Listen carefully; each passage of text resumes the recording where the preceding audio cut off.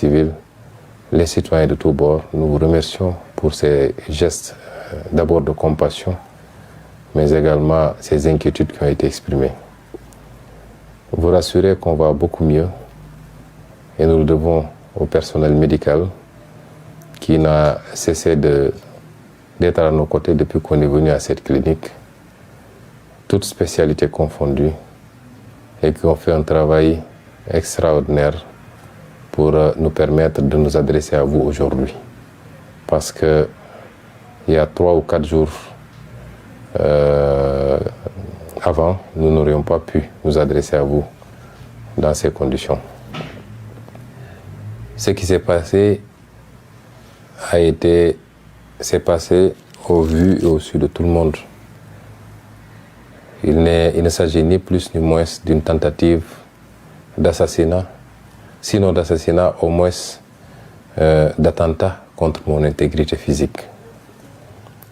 Au-delà des violations manifestes de mes droits, tendant pour la 2e fois à casser ma voiture pour m'en extirper et m'amener de force au tribunal pour une procédure dont ma présence n'est pas obligatoire au procès. Au-delà donc de cette violation flagrante de mes droits, au plan humain, ce qui s'est passé n'est ni plus ni moins une tentative, sinon d'assassinat carrément, au moins d'atteinte à mon intégrité physique. Ma voiture a été cassée et caillassée. J'ai été brutalisé, mais le pire, c'est que les agents de la police et de la BIP particulièrement m'ont aspergé d'un liquide à bout portant, un liquide extrêmement toxique qui produit des effets aussi bien respiratoires, des effets au niveau des yeux également, de la vue donc, des effets cutanés au niveau de la peau, mais également des effets au niveau de l'appareil digestif. Ce produit, nous ne savons pas encore exactement de quoi il s'agit, même si les médecins soupçonnent un produit particulier. Les habits ont été envoyés hors du pays pour les besoins de l'analyse, puisque malheureusement, il nous a été dit que les analyses ne peuvent pas être faites au Sénégal par nos laboratoires. Nous attendons d'un moment à l'autre certainement les résultats. Rien ne justifie cette brutalité, si ce n'est une volonté de me nuire physiquement. Et ce n'est pas la première fois que cela arrive. Et cerise sur le gâteau, il m'a été refusé, aux circonstances aggravantes du moins, il m'a été refusé l'accès d'une ambulance la nuit pour pouvoir venir me prendre de chez moi et m'emmener à la clinique. Ce qui est extrêmement grave. Depuis quelques jours, nous sommes ici à la clinique et nous avons bénéficié de soins de la part de plusieurs spécialistes, ce qui nous a permis de nous sentir beaucoup mieux. Nous remercions donc tout ce personnel médical. Beaucoup d'entre vous ont parlé d'évacuation sanitaire pour que nous puissions nous rendre à l'extérieur et bénéficier pas forcément d'une meilleure expertise, mais de plateaux médicaux beaucoup plus élevés. Je vous remercie pour cette sollicitude. Je vous remercie pour les soucis que vous faites pour moi. Mais je considère qu'une évacuation sanitaire ne peut pas être à l'ordre du jour pour 2 raisons.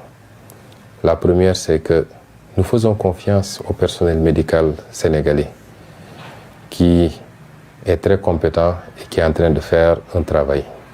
Si ce personnel médical considérait un mois ou un autre que la situation exigeait une évacuation, nous examinerons évidemment cette possibilité. Mais pour le moment, nous sommes entre de bonnes mains et nous nous faisons traiter.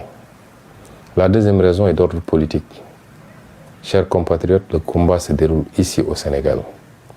Vous comprendrez que dans l'histoire des combats politiques, à chaque fois qu'un pouvoir politique, qu'il s'agisse d'une royauté, qu'il s'agisse d'une république, d'un État, à chaque fois que des tenants de pouvoir ont été confrontés à une opposition qui les dépassaient et qui leur posaient problème, la première solution, ou l'une des solutions, c'est d'envisager de les exiler.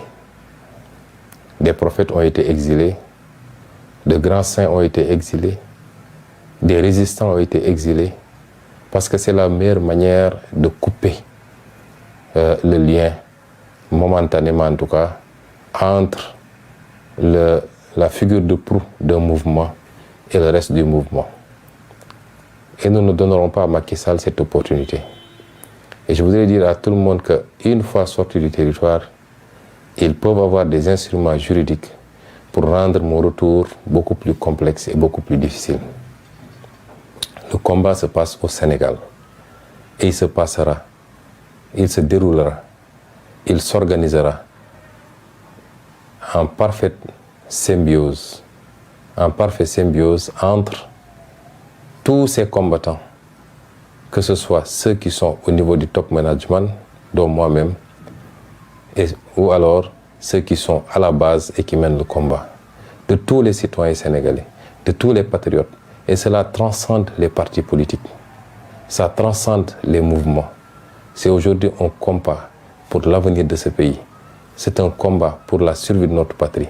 C'est un combat pour la sauvegarde de notre démocratie, largement compromis par Macky Sall et son régime dictatorial.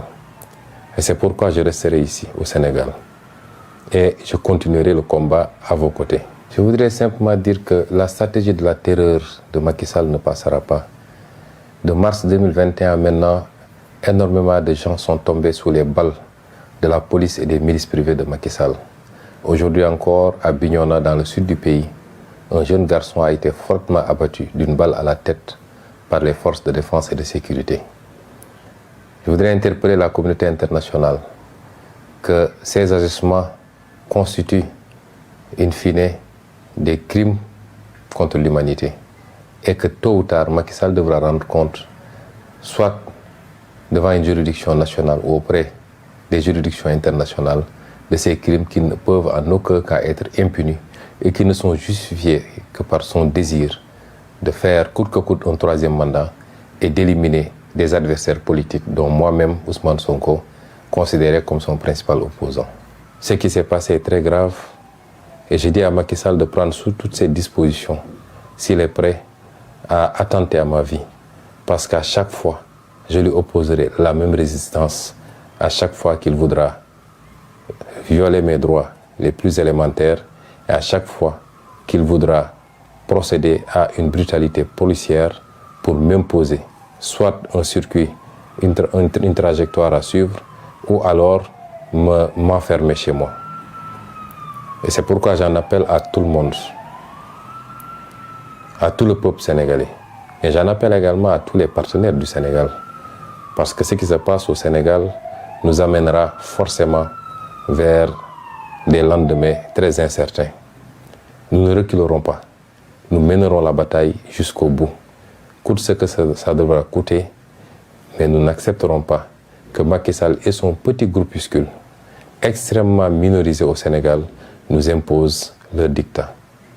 Je vous remercie pour votre aimable attention.